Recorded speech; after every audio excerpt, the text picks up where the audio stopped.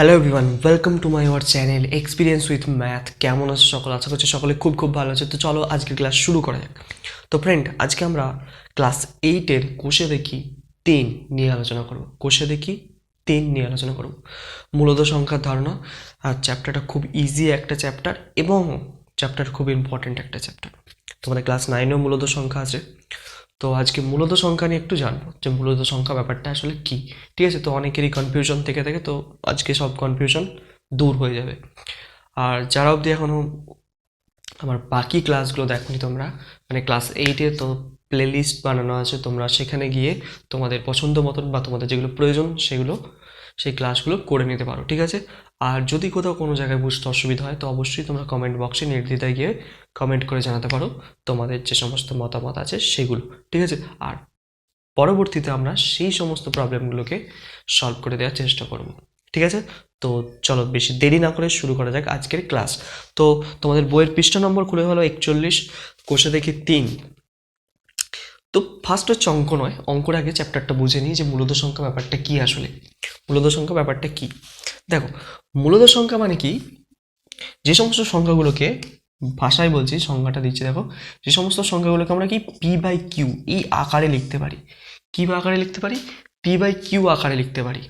ঠিক আছে, শুধু পি বাই কিউ আকারে লিখলেই হবে না, কিছু শর্ত আছে। প্রথম শর্ত কি? প্রথম শর্ত হচ্ছে কি, যে পি আর কিউকে হতে হবে কি, পূর্ণ সংখ্যা হতে হবে। কি হতে হবে? পূর্ণ সংখ্যা হতে হবে। পি আর কিউকে হতে হবে পূর্ণ সংখ্যা। 2 নম্বর শর্ত কি আছে? 2 নম্বর শর্ত হচ্ছে যে কি, কিউ নট ইকুয়ালস টু 0, মানে কিউকে, এই যে কিউ, নিচের কিউটাকে 0 হলে চলবে না, তবেই সেই সংখ্যাটাকে আমরা কি বলবো, মূলত সংখ্যা বলতে পারবো। বুঝতে পারলে আমি কি বললাম? প্রথম শর্ত কি, যে পি আর কিউ দুটো কি পূর্ণ সংখ্যা হতে হবে। পূর্ণ সংখ্যা কোনগুলো? যেগুলো গোটা গোটা সংখ্যা। গোটা গোটা সংখ্যা যেমন হচ্ছে -1, -2, 0, 1, 2, 3। ঠিক আছে, গোটা সংখ্যা হলেই হবে, সেটা ঋণাত্মক সংখ্যা হলেও চলবে, ধনাত্মক সংখ্যা হলেও চলবে, সেটা নিয়ে কোনো সমস্যা নেই। ঠিক আছে, শুধু গোটা সংখ্যা, মানে ভগ্নাংশ বা ভাঙা কোনো সংখ্যা হলে চলবে না। বুঝতে পারলাম? তাহলে কি, পূর্ণ সংখ্যা হতে হবে। আর কিউকে 0 হলে চলবে না, মানে নিচেরটা 0 হলে তো চলবেই না। তো দু একটা উদাহরণ দিচ্ছি, তাহলে বুঝতে পারবে। ধরো আমি লিখছি 3। এই যে সংখ্যাটা লিখলাম, এটা কি কোনো মূলত সংখ্যা? অবশ্যই 3 মূলত সংখ্যা। কি করে মূলত সংখ্যা হচ্ছে ভালো করে দেখো, বুঝিয়ে দিচ্ছি। এই যে 3কে আমি এই আকারে লিখতে পারি কিনা দেখো, 3/1। 3/1 মানেই তো 3, মানে কোনো সংখ্যাকে যদি আমি 1 দিয়ে ভাগ করি তো সেটাই হবে, সেই সংখ্যাটাই আসবে। তাহলে 3কে আমি এইভাবে লিখতে পারি 3/1। তাহলে 3টাকে যদি পি ধরি হিসেব মতন, আর 1টাকে যদি কিউ ধরি, তাহলে পি হচ্ছে 3 আর কিউ হচ্ছে 1। এবার দেখো পি বাই কিউ আকারে তো প্রকাশ করলাম, তারপর কি, দুটো পূর্ণ সংখ্যা, 3ও পূর্ণ সংখ্যা, 1ও পূর্ণ সংখ্যা। এবার হচ্ছে কি, নিচের কিউ 0 নেই কিন্তু 1 আছে, তাহলে হচ্ছে 3 একটি মূলত সংখ্যা বলতে পারি। 3কে তাহলে আমরা কি পি বাই কিউ আকারে লিখতে পারি। বোঝা যাচ্ছে? ওকে, এবার দেখো, এটা গেল তাহলে আমাদের মূলত সংখ্যার ধারণা।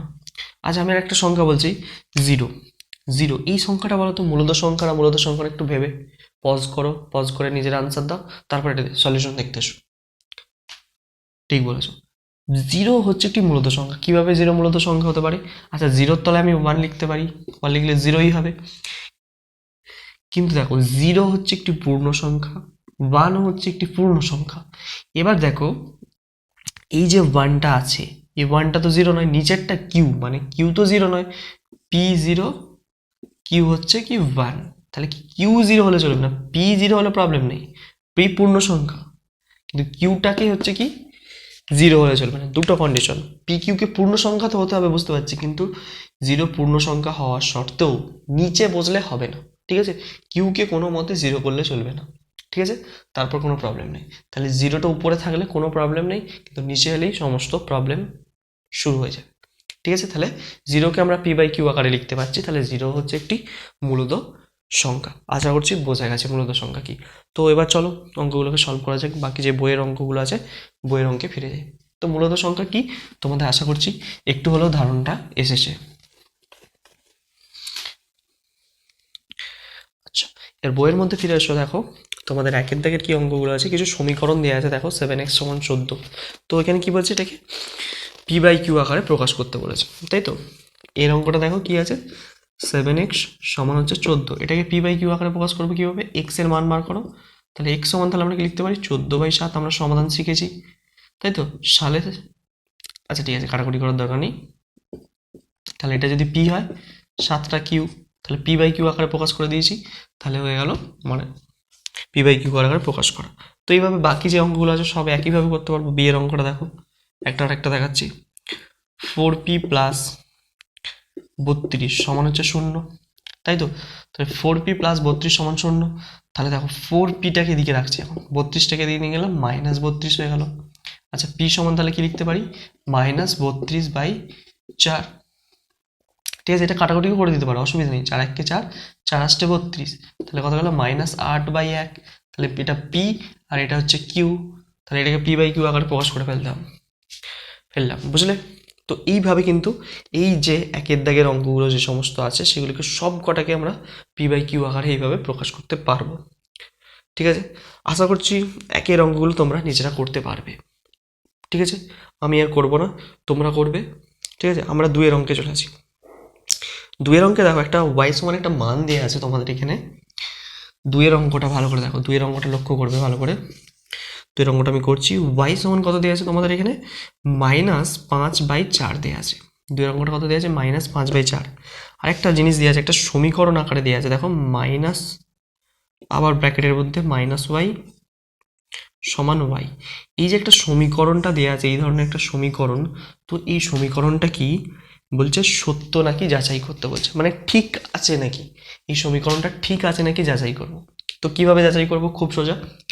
এই ওয়াইয়ের মানটা দেখতে পাচ্ছ এখানে দেওয়া আছে, একটা মান দেওয়া আছে -5/4।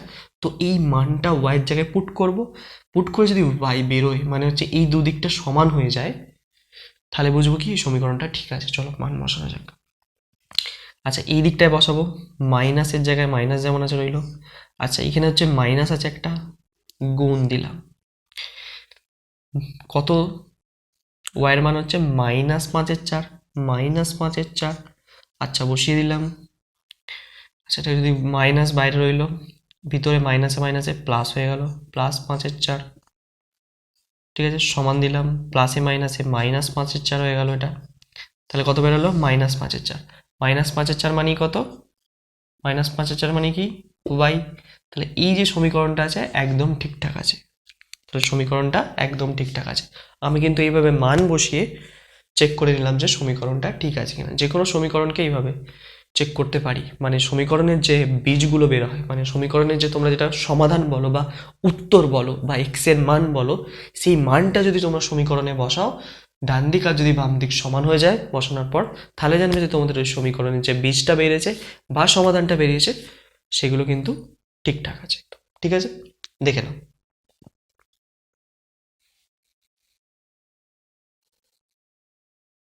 ওকে, চলো নেক্সট অঙ্কে ফেরা যাক।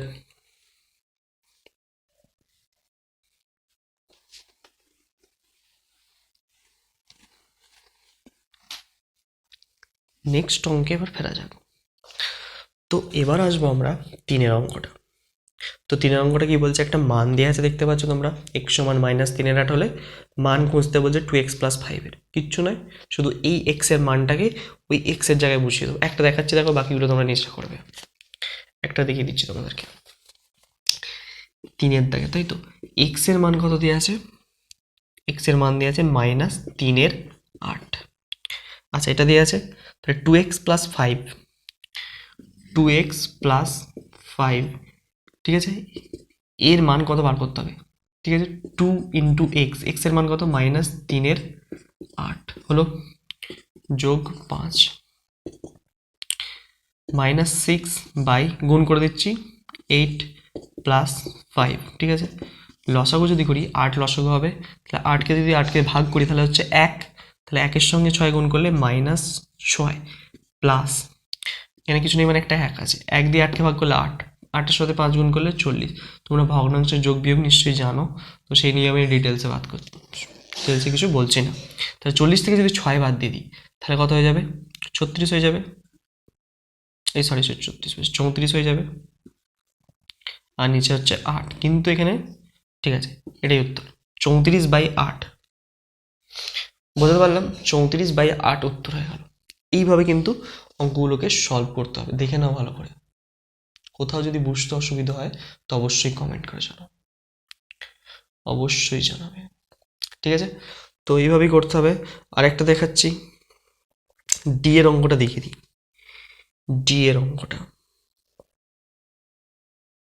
বলছে নিজে মূলদ সংখ্যা বসায়, যে কোনো একটা মূলদ সংখ্যা বসাবে তাহলেই হবে, এই নিয়ে কোনো সমস্যা নেই।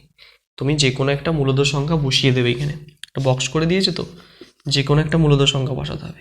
এই বক্সের মধ্যে আমি ধরো 5/6 বসিয়ে দিচ্ছি, মাইনাস মাইনাস এক্স এটা আছে, তাহলে 5/6 যেমন আছে রইল, মাইনাস দিলাম। আর এখানে কত দেওয়া আছে, এক্স এর মান দেওয়া আছে কত, -3/8। আর এখানে একটা মাইনাস আছে, তাহলে মাইনাসে মাইনাস এটা প্লাস হয়ে যাচ্ছে, +3/8 হয়ে যাচ্ছে। তাহলে 5/6 বিয়োগ 3/8 হলো। তাহলে 6 আর 8 লসও করতে হবে নিশ্চয়ই, মানে ভগ্নাংশের বিয়োগ করতে গেলে 2 দিয়ে যাবে, 2 3 6, 2 4 8, আর যাবে না। 3 4 12, 12 2 24, তাহলে 24 লসও হচ্ছে।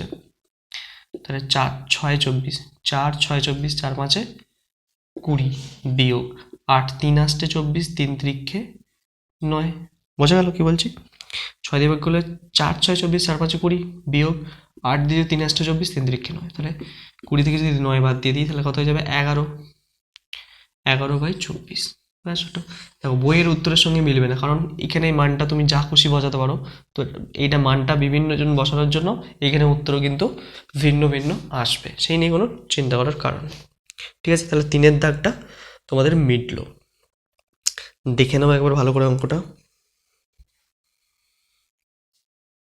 ঠিক আছে, তো এবার আসবো আমরা 4-এর অঙ্কে। 4-এর দাগের অঙ্কগুলো দেখিয়ে দিই আজকে।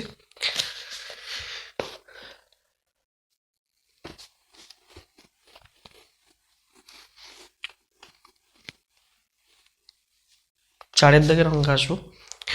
4-এর দাগের অঙ্ক কি বলছে দেখো, 9-11 প্লাস আমাকে দিয়েছে 4-এর দাগের যে এর অঙ্কটা, 9-11 প্লাস একটা বক্স দেওয়া আছে সমান 0, মানে 9-11 সঙ্গে কত যোগ করলে 0 হবে। তো এটা আমাকে বার করতে পারছে, তাই তো? তো আমি বলছি 5-এর সঙ্গে কত যোগ করলে 0 হবে, তুমি বলো তো। 5-এর সঙ্গে আমি যদি -5 যোগ করে দিই তাহলে 0 হয়ে যাবে, মানে 5 প্লাসে মাইনাসে -5 হয়ে যাচ্ছে, সমান 0 হয়ে যাচ্ছে। এইভাবে তো তাহলে 9-11 সঙ্গে কত যোগ করলে 0 হবে, -9-11। বুঝতে পারলাম? তাহলে -9-11 যোগ করলে আমার 0 হবে। ঠিক আছে, তো বি এর অঙ্কটাও সেম অঙ্ক। বি এর অঙ্কটার সঙ্গে কত যোগ করলে, মানে কার সঙ্গে, -21-29 সঙ্গে কত যোগ করলে, তাহলে +21 যোগ করে দেবো, তাহলে এটা 0 হয়ে যাবে। বুঝতে পেরেছো? এইগুলো করা খুব সহজ, মানে শুধু চিহ্নটাকে চেঞ্জ করে দিলেই কিন্তু উত্তরগুলো চলে আসবে। তো বিয়ের অঙ্কটা দেখাচ্ছে একটা, দেখো বিয়ের অঙ্কটা একটা বক্স দিয়ে আছে, এই বক্সে কত বসবে, এর সঙ্গে কত যোগ করতে হবে, মাইনাস এখানে দেওয়া আছে 21/29, তাই তো? করলে 0 হবে। এখানে আমরা বসাবো +21/29। দেখো এটা যদি ভেঙে দিই সব কিছু, 21/29 রইল, প্লাসে মাইনাসে -21/29, তাহলে এটা কেটে যাচ্ছে, গিয়ে 0 হয়ে যাচ্ছে। ঠিক আছে, প্লাস এর মাইনাস, প্লাস মাইনাস কেটে যায়। ঠিক আছে, এইভাবে কিন্তু 0 হয়ে যাবে। বোঝাতে পারছি? তো চলো এরপর কোনটা করবো, ই এরটা দেখো, ই এর অঙ্কটা কীভাবে করবো। ডি এরটা তোমরা নিশ্চয়ই পারবে, সি এরটাও পারবে, তো ডি এরটা, আচ্ছা সি এরটাও করে দিচ্ছি, অসুবিধা নেই কিছু। তো সি এর অঙ্কটা দেখো কীভাবে করছি, সি 7-19 সঙ্গে কত গুণ করলে হবে আমার 1। খুব সোজা অঙ্ক। তো এই ধরনের ভগ্নাংশ যখন, মানে যাই থাক, সংখ্যাই থাক, ভগ্নাংশই থাক, যাই থাক না কেন, গুণ করে যদি 1 বার করতে পারে, আমরা কি করব, এর উল্টো করে দেবো। মানে 7-19 আছে, 19-এর 7 করে দেবো। তাহলে 19-এর 7 যদি করে দিই, দেখো এই 19 কেটে যাবে, এই 7 কেটে গিয়ে 1 হয়ে যাবে। বুঝতে পেরেছো? যা থাকবে তার উল্টো করে দেবো, তাহলে কিন্তু সহজে উত্তর বেরিয়ে যাবে। সেম, ঠিক আছে, ডি এর অঙ্কটা সেম। ডি এর অঙ্কটাও সেম। ডি এর অঙ্কটা একইভাবে আমি কি বললাম, -5 গুণ কত করলে 1 হবে। তাহলে -5, তুই বলো 5টাকে কীভাবে উল্টাবো, এটা তো কোনো ভগ্নাংশ নেই, আছে কিছু না থাকলে এখানে 1 ধরে নিতে হয়, তাই তো, একটা 1 আছে, তাহলে 5/1, তাহলে আমরা উল্টে কি করে দেবো, যা থাকবে তাহলে -1/5 করে দেবো, বোঝা গেল? তাহলে 5 কেটে গেল, 1 কেটে গেল, মাইনাসে মাইনাসে প্লাস, +1 হয়ে গেল, বোঝা গেল? এইভাবে কিন্তু করতে হবে। তো বাকি অঙ্কগুলোকে এইভাবেই তোমরা সলভ করবে। 4 দাগের অঙ্কগুলো হয়ে গেল, ঠিক আছে? 4 দাগের অঙ্কগুলো আমরা সলভ করে ফেললাম। এই উল্টে দেওয়া হলো, উল্টে দিলাম, অঙ্ক হয়ে গেল আমাদের। তো মূলত সংখ্যা থাক আজকে এই পর্যন্তই। তোমরা সেগুলোকে ভালো করে প্র্যাকটিস করো, এগুলো দেখো, চ্যাপ্টারটা একটু বোঝো, আর অসুবিধা হলে জিজ্ঞাসা করো। তো আজকে এই পর্যন্তই, তত অবধি মন দিয়ে পড়তে থাকো। All the very best.